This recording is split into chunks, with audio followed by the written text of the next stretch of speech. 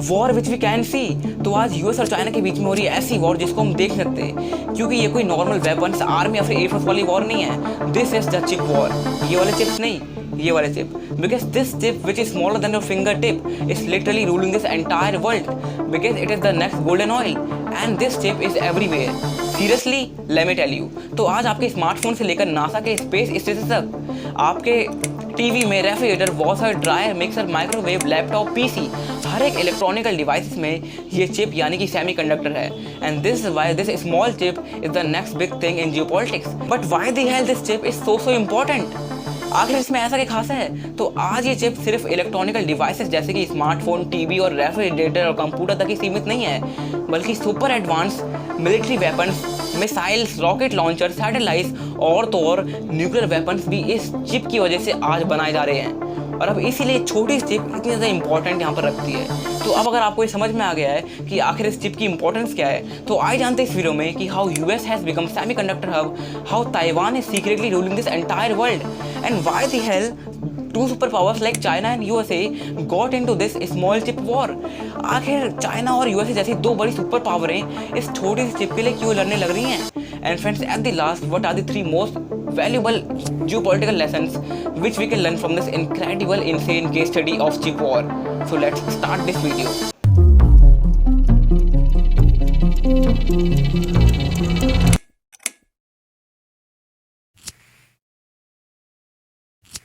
सो यहाँ पर 1959 से यूएस में टेक रेवोल्यूशन की स्टार्ट होती है, और उस समय पर जहाँ पर ये लोग ये बड़े बड़े वायर वाले कंप्यूटर को इस्तेमाल में लेते थे, आज उन कंप्यूटर से कई गुना ज़्यादा एडवांस और इनोवेटिव कंप्यूटर्स आपकी और मेरी जेब में फिट हो रखे हैं। तो अब इतने बड़े टेक रेवोल्यूशन की वजह है ये छोटे छोटे ट्रांजिस्टर्स।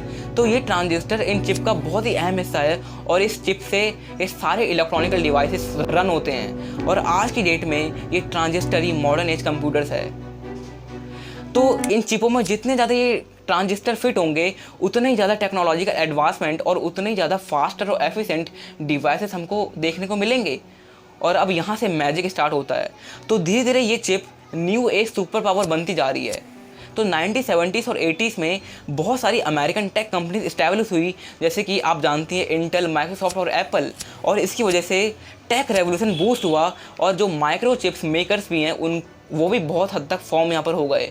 तो माइक्रो चिप्स बहुत हद तक बनने लग गए, ट्रांजिस्टर्स में फिट होने लग गए, और अब इसीलिए अमेरिका की कैलिफोर्निया में सिलिकॉन वैली का जन्म होता है। तो सिलिकॉन एक पीस ऑफ मेटल है जिसके ऊपर ये ट्रांजिस्टर्स को फिट किया जाता है यहाँ पर, और फिर ये चिप रेडी हो जाती है डिवाइसेस में लगने के लिए।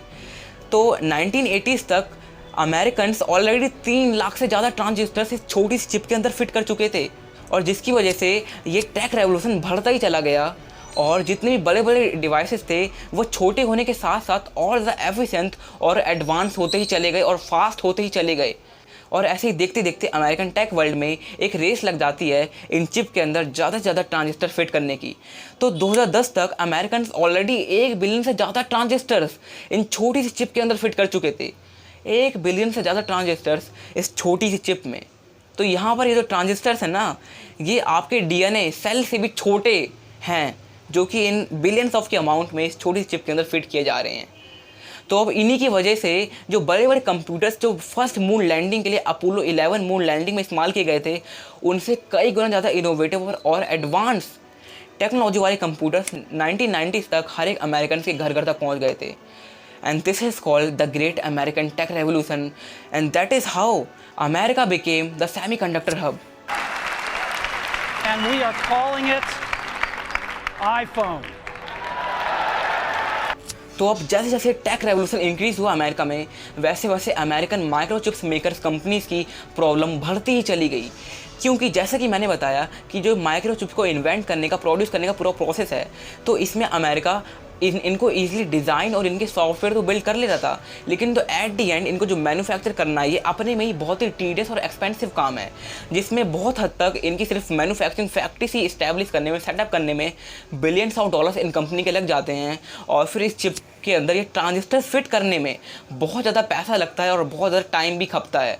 तो ये एक बहुत बड़ी प्रॉब्लम धीरे धीरे करके अमेरिकन चिप मेकर्स कंपनीज को फेस करनी पड़ रही थी।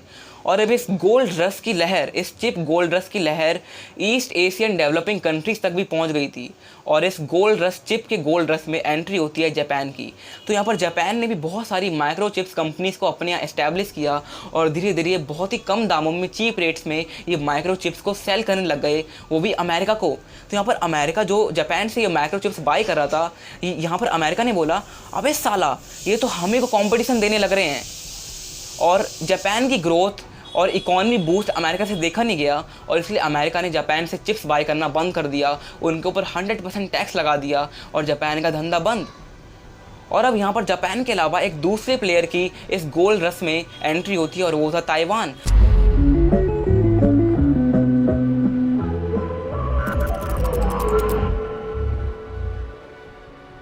और ताइवान अपने में ही बहुत सारी प्रॉब्लम फेस करने लग रहा था, क्योंकि ताइवान का नेबर चाइना बहुत ज़्यादा पावरफुल और डेवलप होते जा रहा था और ताइवान को ये डर था कि कहीं ये कल को जाके मुझको इन्वेड ना कर दे। तो इस डर के साथ जीते जीते ताइवान ने सोचा कि क्यों ना मैं यूएस से हाथ मिला लूँ और यूएस से प्रोटेक्शन मांगूँ। तो अब इसलिए ताइवान ने यूएस के साथ पार्टनरशिप कर ली और अब इसलिए बहुत सारे इंजीनियर्स ताइवान छोड़कर यूएस जाने लग गए वहाँ की कंपनीज में, वहाँ की माइक्रोचिप्स कंपनीज में काम करने के लिए। और एकदम तगड़े लेवल पर ताइवान में ब्रेन ड्रेन हमको देखने को मिला और ये सब ताइवानी गवर्नमेंट देख नहीं पाई और इसलिए उनने अपने लोगों को पैसे की लालच देकर यहाँ पर वापस लाने का सोचा। उनने कहा कि तुम अपने देश पर आके काम करो, हम तुमको जॉब देंगे, इंफ्रास्ट्रक्चर डेवलप करके देंगे और तुम्हें यहाँ पर बिजनेस इस्टेब्लिश करने के लिए हम सारे टैक्स रीबेट भी तुमको देंगे। और अब ये यहाँ पर काम भी कर गया और हमको रिवर्स ब्रेन ड्रेन ताइवान में देखने को मिला। तो हज़ारों इंजीनियर्स अमेरिका से वापस आए वहाँ का काम छोड़कर और यहाँ पर बहुत सारी हज़ारों की तादाद में इंजीनियर्स ने माइक्रोचिप्स कंपनीज इस्टेब्लिश करी। और धीरे से सही, लेकिन ताइवान को भी अपनी छोटी सी सिलिकॉन वैली मिल गई। और इन्हीं हज़ारों इंजीनियर्स में से एक इंजीनियर था मॉरिस चैंग, जिसने सोचा कि भाई कुछ सालों बाद हम भी अमेरिका को कंपटीशन देने लग जाएंगे उन्हीं के गेम में। क्या पता जापान की तरह हमारा भी हाल वैसा ही हो जाए, जैसे अमेरिका ने जापान को अपना कॉम्पिटिटर समझ के मार्केट से निकाल दिया, क्या पता हमारा भी खेल खत्म हो जाए। तो यहाँ पर मॉरिस चैंग ने सोचा कि अमेरिका कॉम्पिटिटर बनने से अच्छा है कि हम अमेरिका के साथ पार्टनरशिप कर लें। और जो उनकी सबसे बड़ी प्रॉब्लम है माइक्रोचिप को मैन्युफैक्चरिंग करने की, जैसा कि मैंने बताया कि अमेरिका माइक्रोचिप्स को डिज़ाइन और सॉफ्टवेयर डेवलप कर ले रहा है, लेकिन जो सबसे मुश्किल काम है इनको मैन्युफैक्चर करने का, चिप्स में ट्रांजिस्टर फिट करने का, इसको अमेरिका नहीं कर पा रहा, बहुत ही दिक्कत उसको आ रही है। और अब मॉरिस चैंग ने यही सोचा कि हम अमेरिका की सबसे बड़ी प्रॉब्लम सॉल्व करेंगे, उनके साथ हाथ मिलाएंगे। और अब ऐसे शुरुआत होती है TSMC कंपनी की, ताइवान सेमीकंडक्टर मैन्युफैक्चरिंग कंपनी की, जिसने अमेरिका की प्रॉब्लम सॉल्व करी। और फ्रेंड्स अब ऐसे ही ताइवान को एक बहुत ही स्टेबल ग्रोइंग इंडस्ट्री मिली TSMC के रूप में और अमेरिका के रूप में एक बहुत ही पावरफुल फ्रेंड मिला जो कि इनको चाइना से प्रोटेक्ट यहाँ पर कर सकता है।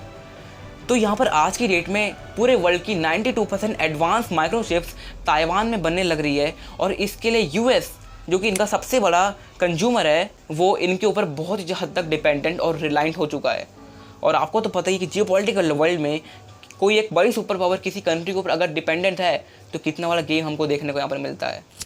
और अब इस गेम में एंट्री होती चाइना की, लेकिन एज अ प्रोड्यूसर नहीं, as a chip microchip consumer. तो यहाँ पर चाइना जो उस टाइम पर बहुत ही डेवलप हो रहा था और वो आज भी हो रहा है, तो एक डेवलपिंग कंट्री को तो माइक्रोचिप चाहिए ना अपनी टेक्निकल एडवांसमेंट के लिए।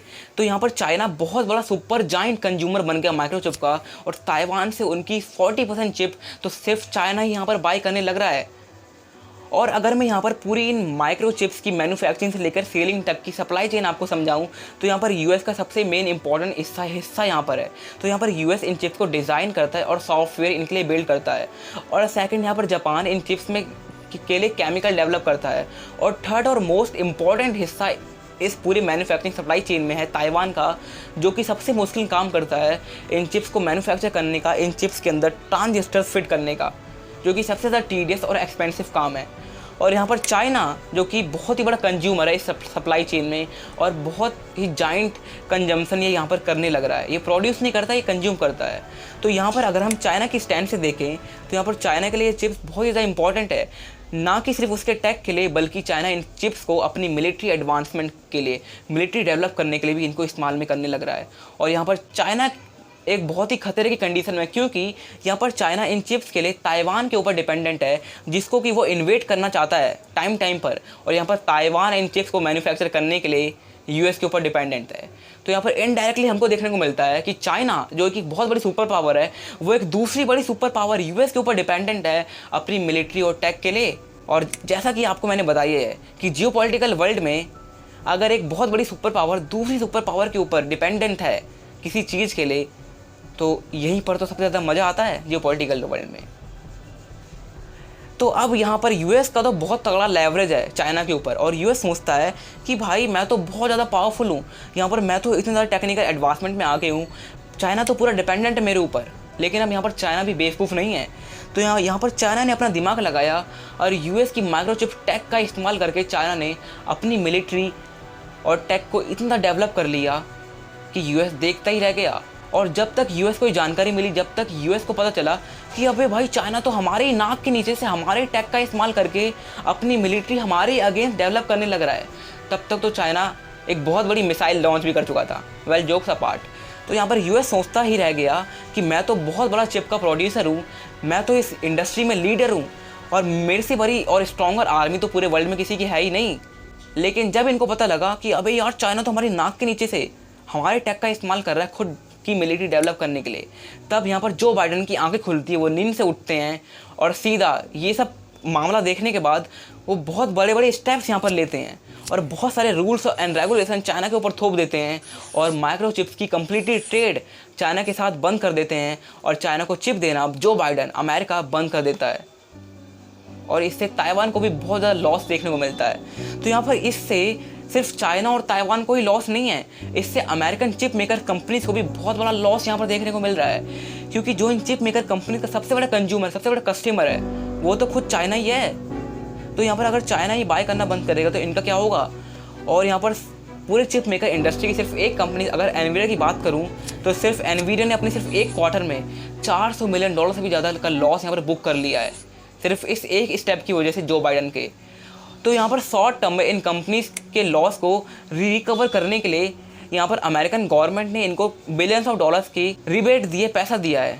तो अभी तक तो मार्केट का हाल यही है, तो आगे देखते हैं होता है क्या। तो फ्रेंड्स, एट द लास्ट आखिर ऐसे कौन से 3 मोस्ट इंपॉर्टेंट जियोपॉलिटिकल लेसन्स है जो हमें इस केस स्टडी से सीखने को मिलते हैं।